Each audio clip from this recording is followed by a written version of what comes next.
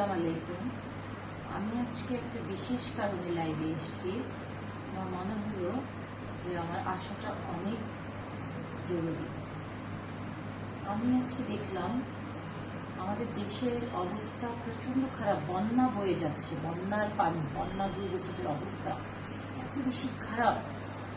আমার একটা সিন চোখের সামনে ভেসে আসলো, এটা দেখে আমার চোখে পানি এসে পড়েছে। আমি তখন মনটা স্থির রাখতে পারি।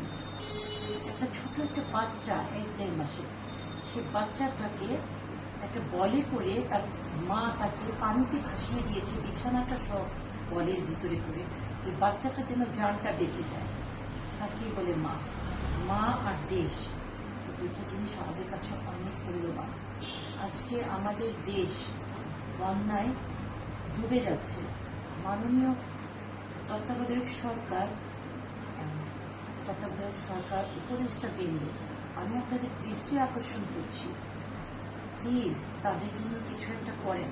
চলেন আমরা সবাই মিলে, আমরা সব দেশবাসী সবাই মিলে আমরা একত্রিত হয়ে আমরা তাদের জন্য কিছু একটা করি এবং তাদের পাশে গিয়ে দাঁড়াই। আমার প্রচণ্ড খারাপ লাগছে ওই বাচ্চাটার সিনারিটা দেখে। আমরা ঘুমন্ত অবস্থায় ত্রিপুরার যে পাটটা খুলে দেওয়া হয়েছে, এটার আমি তীব্র নিন্দা জানাই। আমার সাথে সাথে আমার মনে হয় আমার দেশবাসী সবাই একমত পোষণ করবেন। চলেন আমরা সবাই একত্রিত হয়ে তাদের পাশে দাঁড়াই। আমি এটা বলার জন্য আজকে আসছি না।